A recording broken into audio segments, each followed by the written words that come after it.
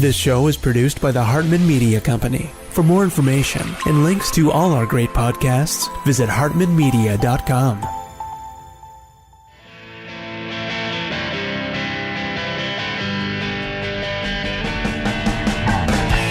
Welcome to the Young Wealth Show, where you'll truly learn how to make, spend, and invest money for an awesome life. Get the real-life stuff that wasn't part of your school curriculum.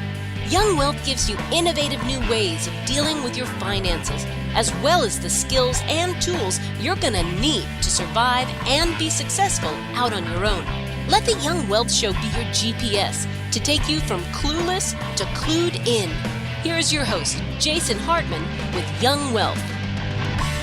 It's my pleasure to welcome Kristin Tate, the Libertarian Chick. She is a columnist for The Hill and author of the new book, How Do I Tax Thee? A Field Guide to the Great American Ripoff.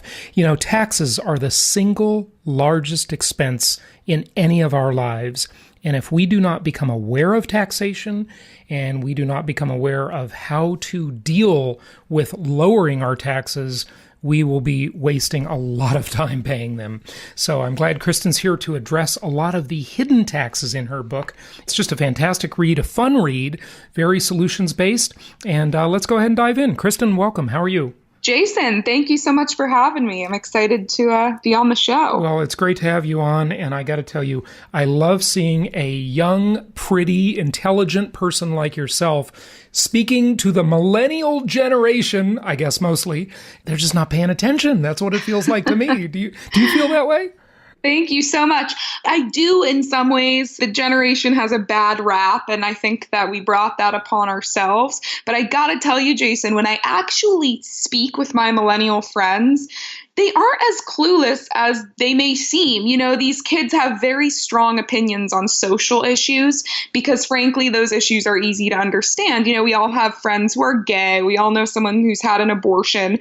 They tend to be a little more clueless when it comes to fiscal policy. But when you actually start asking them about specifics, whether it be taxation or government involvement in business, you'd be surprised. They tend to be pretty libertarian. So I think that a lot of this just comes down to messaging and showing young people how policy affects their bottom line. Yeah, I couldn't agree more. And, you know, I think I'll give Ron Paul a little credit for that. You know, he's been on my show and we had him speak at my event in January, a conference we do every year called Meet the Masters. Ron really oddly attracted a lot of the millennial generation. This old white guy, right? You know, but he somehow was pretty well supported with the college crowd, which just amazed me, and I love that. And maybe it's because of the libertarian stance on the social issues. So I think the libertarian position is the only honest position in the political world. It's good to hear. Now, you talk about a lot of these hidden taxes. And, you know, I remember many years ago reading studies about how a loaf of bread is taxed 200 times before you buy it at the grocery store. What's going on with this? With all of these underhanded taxes, nobody looks at their cell phone bill, their utility bill, you know, a gallon of gas. What's that got? Like 29 cents tax on every gallon of gas. It's just insanity where we're being taxed everywhere, even where we don't look, right? Absolutely. Almost everything you do is taxed. And you know, taxes is a really hot political topic right now. Everyone's talking about it on the news, but these national dialogues about taxation tend to focus almost exclusively on the income tax. And, you know, of course, I think the income tax is too high, especially in states like New York.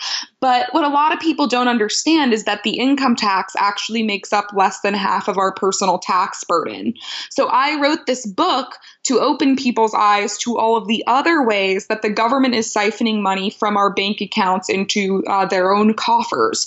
So every time you do anything, whether it's, you know, riding the subway, getting a gallon of gas, taking a plane ride, staying at a hotel, eating a meal at a restaurant, going to the movies, going to the museum, paying your rent, paying your utility bills, all of these things are inflated by taxation and by stealth fees. And by the way, Jason, in my book, I treat fees the same way as I treat taxes because they serve the same function, which is that they take your money and redirect it to government coffers. So all of these daily activities are more expensive than they should be, and these taxes add up to a large amount of money. Each year, Americans pay over $650 billion in hidden taxes. So I wanted to write this book because these hidden taxes must be part of the conversation when we talk about taxation at the national level. Yeah, well, income tax is so apparent. I mean, there's another tax that very few people talk about, and that's the inflation tax.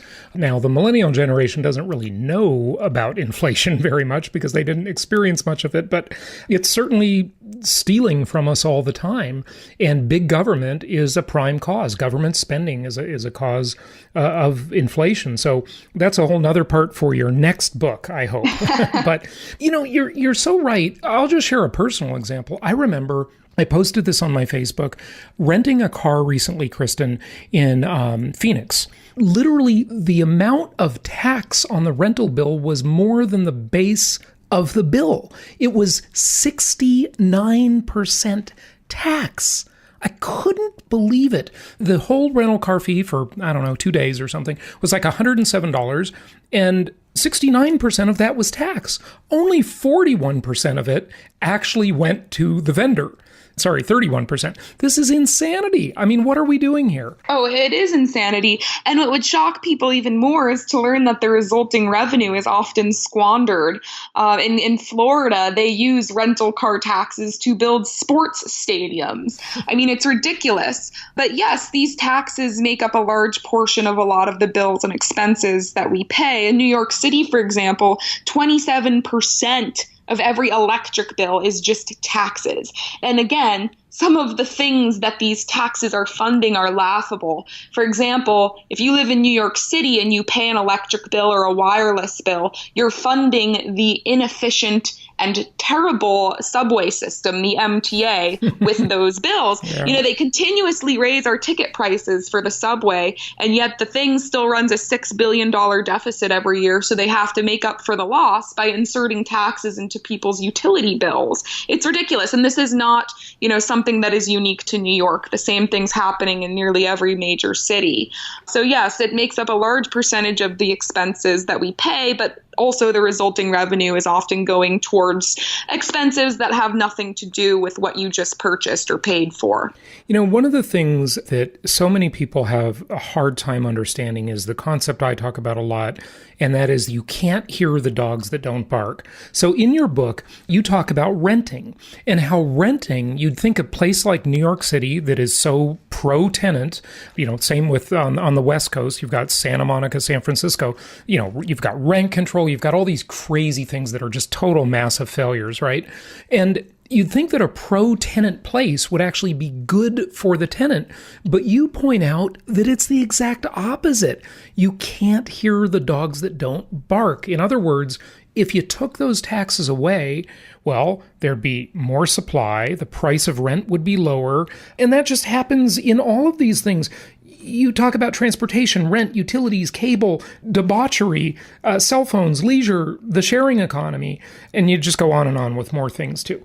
Share some crazy examples in addition to the ones you've mentioned, maybe. Sure. Yeah. First of all, I just want to point out you're absolutely right about the transparency aspect. And my book is not supposed to be making the point that taxes are necessarily too high, although I think they are too high.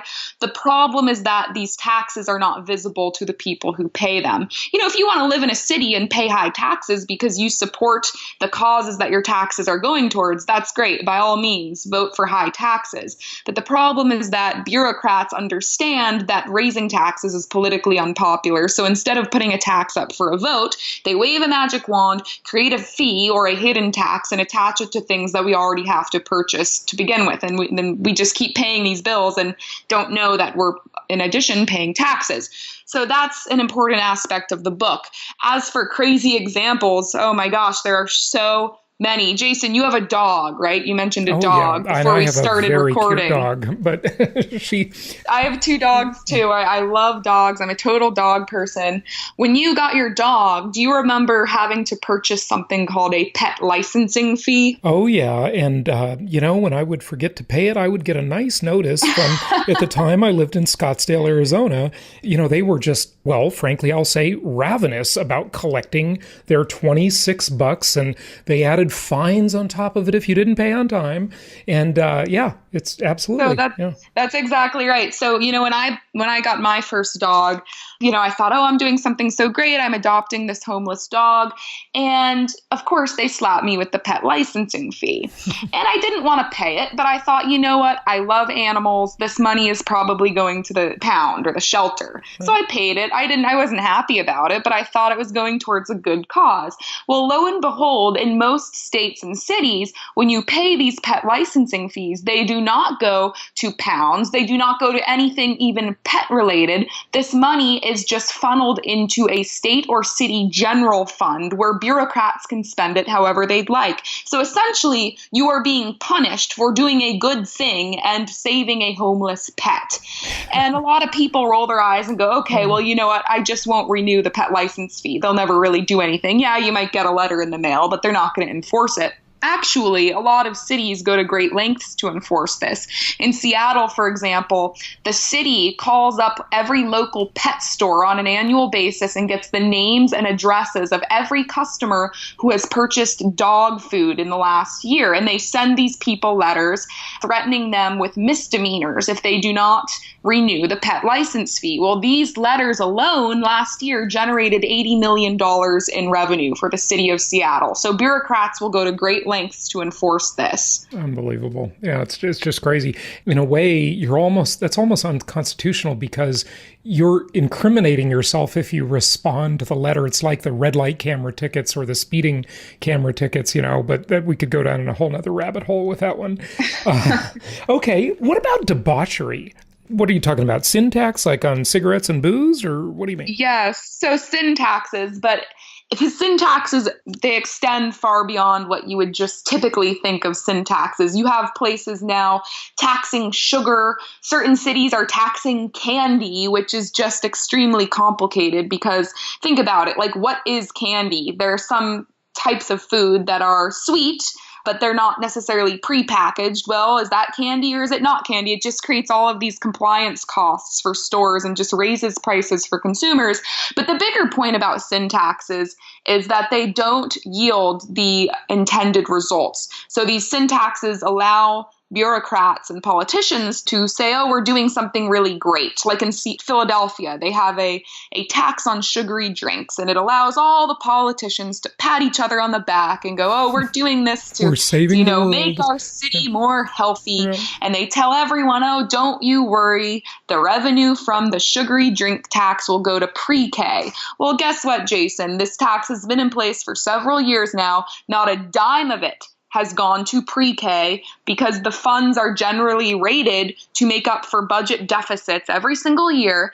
And meanwhile, the tax has done nothing to help people lose weight. There is no evidence that this has been successful. And what you're doing with things like sugary drinks taxes is you're hurting the poor people in the city the most because they are the people who typically buy soda and they don't have money to buy, organic drinks. That is a cost that hurts them more than it hurts people who are middle or higher income. So these are regressive taxes and they don't yield the intended results. Well, why don't they just have the substitution concept like they do when they calculate the consumer price index? Won't all those poor people that are buying cheap soda now just switch to kombucha or, for $3 or $4 a bottle? Actually, a study by Cornell shows that a lot of these people end up switching to beer. Oh, so it's like they're just being more unhealthy. And another unintended consequence of this sugary drink sales tax is that it's really hurt businesses in the city of Philadelphia. Pepsi had to lay off a bunch of people. Meanwhile, the vendors on the outside of the city limits are booming because people are driving to neighboring towns and stocking up on a bunch of soda and just taking it home. So, they're getting their soda fix anyway, or they're switching to more expensive drinks, or they're buying healthier stuff and spending more of their money. It's like lose, lose, lose. Yeah, it never works. I mean, look, when we had a lower tax burden and a lot of these sin taxes weren't in place, the population was a lot thinner and a lot more fit. You got to ask yourself, what is the real reason America has just such disastrous health problems? Well, if the government wouldn't be in bed with Monsanto, Obama's cabinet is what I'm referring to especially, right? All these unintended consequences happen. The bigger you make the monster by giving it more money, the more you feed it through taxation, the worse it gets. And there are so many either intended or unintended. They're probably mostly unintended, but maybe some are evil and conspiratorial consequences of the big government problem. It's mind-boggling. It really is. Well, your book is solutions-oriented, Kristin. What can people do? What should they do? Awareness is the first part, but what do you do after awareness? So what's really interesting about these taxes, Jason, is that most of them, not all of them, but most of them are implemented at the state or city level. And if you live in a small to medium-sized town, it's actually quite easy to get rid of these taxes once you're aware of them, because again, they're locally implemented. The problem is that people just have no idea they exist. Even if you live in a big city, it's relatively easy to get rid of them. I'll give you an example of that. In Boston, the MBTA, which is their subway system, started putting hidden taxes in people's bills, and they also simultaneously hiked the fee for a subway ticket. Well, people found out what was going on due to some really great investigative reporting in Boston, and people were furious, and you had bipartisan protests outside of the subway for nearly a month, and finally the city said, you know what? Okay, you win. We're going to take away these taxes and lower the fares back down to normal rates. So a lot of the problem with these taxes is that we just kind of take them lying down. We don't really know they exist. So once we make people aware of them, it's very, very easy to get rid of the locally imposed taxes. The other thing I tell people is, look, if you don't like that your city is taxing something, don't buy it there. For example, in Philadelphia, it makes a big statement when people are going to neighboring towns and buying their sugary beverages elsewhere. It's telling the city that, businesses are being hurt. They're going to lose revenue because businesses may not be as likely to start in Philadelphia. They may consider neighboring towns instead. Exactly. And, you can, if I can interrupt for a moment, Kristin, what you just said is a perfect example of how you can't hear the dogs that don't bark. See, that example, fewer restaurants will start, right? I mean, look at like Seattle and their crazy minimum wage, right? You raise the minimum wage, you create more unemployment. You don't solve any problem. You simply have fewer people hired. You have more demand for automation, which means less employment. You have fewer places opening for business. They don't even contemplate opening, whether it's minimum wage or additional taxes or additional regulations.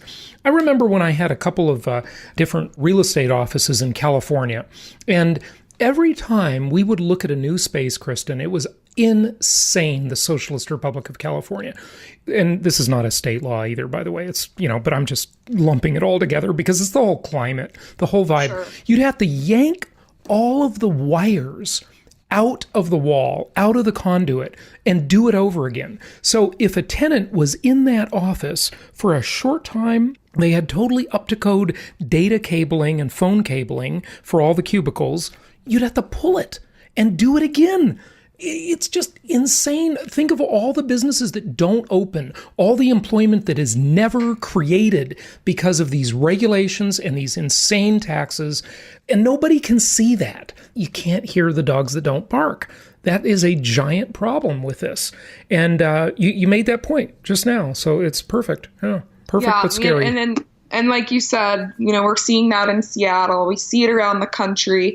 But again, sometimes cities do realize that they are being harmed by these taxes and they take them away. The smaller the town, generally the smaller the city, the easier it is to get rid of the taxes. Yeah, yeah. It's funny, it's so crazy that you live in a place like New York, which is, it's probably of the 50 states, it is the 49th worst place to do business. I think California is the worst and New York is like second, but I know you probably won't live there forever.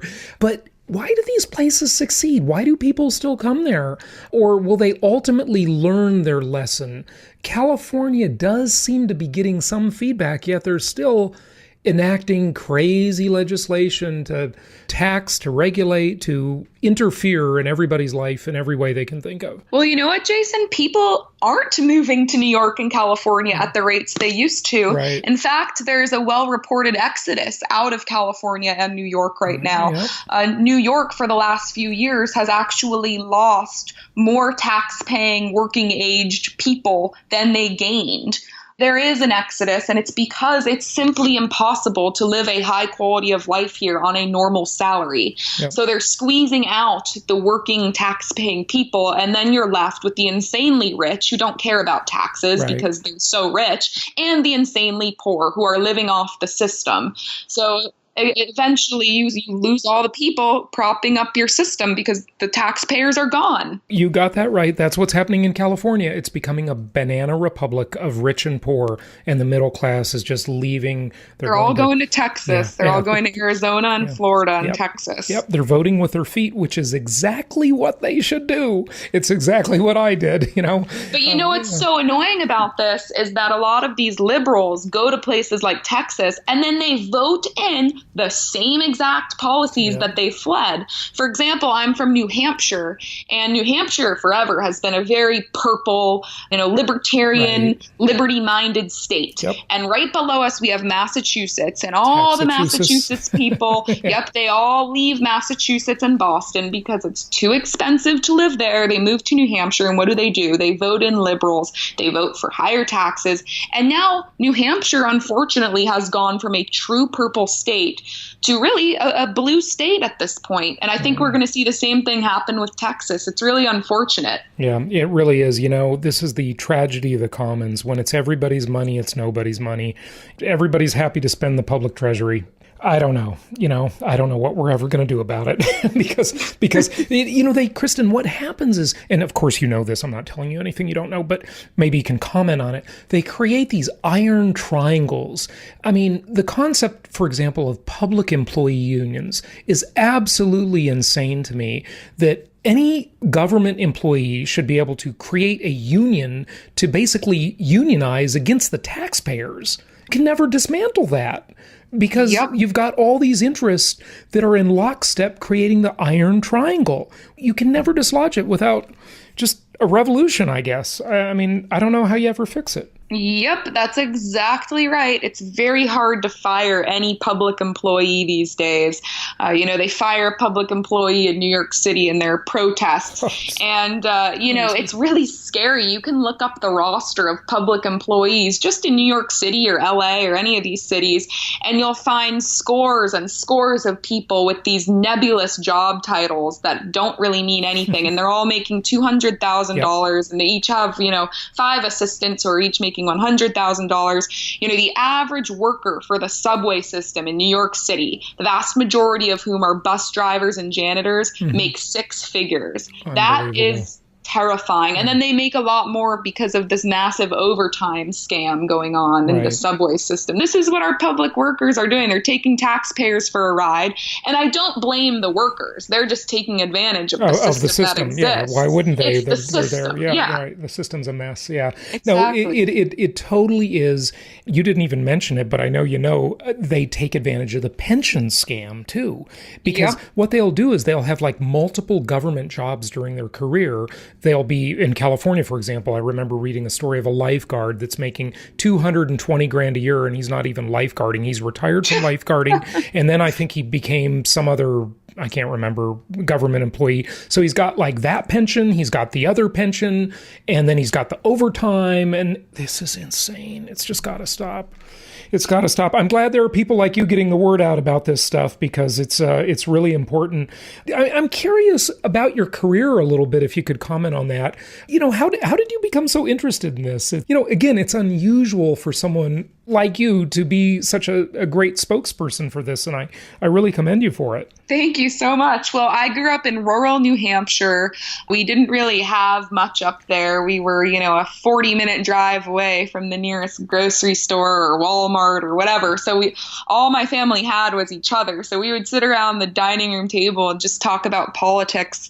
And my dad is a staunch neocon. My mom's kind of like an academic liberal. So there were always extremely heated debates in my house. And then when I graduated from college, coincidentally, Breitbart News was launching their Texas bureau. I never intended to get into any of this. I wanted to go into business, but I thought, you know what? I've always been curious about Texas, so I moved down there. And it was pretty amazing. I was there during that big border surge when you saw all of those thousands of unaccompanied minors coming across the border. So that was an eye-opening experience for me. And I then moved back to the East Coast and wrote my books. And it's been a crazy ride, but it's been a lot of fun. And I got to tell you, Jason, a lot of people think this country's doomed. I'm a little more optimistic, I've got to say, because again, when you really talk to millennials, they're not as clueless as you think they might be. Yeah, right. And I think as they get jobs and they start paying taxes, you're going to see a lot of them turn into Republicans or Libertarians. And hopefully we can start getting this country back on track. Yeah, absolutely, absolutely. Well, you know what they say: if you're under 30 and you're not a liberal, you don't have a heart, and if you're over 30 and not a conservative, you don't have a brain. So, I guess I'm heartless. Well, thank you for being so, because you make a lot of sense to me. That's for sure. Kristin, give out your website, your Twitter handle, whatever you want people to know so they can follow you and buy your books and learn more about your work. Sure. So my website is thelibertarianchick.com. You can also find me on Twitter. My handle is Kristin B. Tate, and Kristin is spelled Kristin. And the same handle on Instagram. And my books can all be found on, Amazon or barnesandnoble.com. And they are excellent, by the way. I'm sure you've seen Kristin in the news media. She's all over TV and social media. So, Kristin, keep up the good work. Thank you so much for joining us. And everybody, go out and get a copy of How Do I Tax Thee? And hey, let me count the ways, right? Thank you so much, Jason. All right. Take care. Thank you so much for listening. Please be sure to subscribe so that you don't miss any episodes. Be sure to check out the show's specific website and our general website, hartmanmedia.com, for appropriate disclaimers and terms of service. Remember that guest opinions are their own, and if you require specific legal or tax advice or advice in any other specialized area, please consult an appropriate professional. And we also very much appreciate you reviewing the show. Please go to iTunes or Stitcher Radio or whatever platform you're using and write a review for the show. We would very much appreciate that. And be sure to make it official and subscribe so you do not miss any episodes. We look forward to seeing you on the next episode.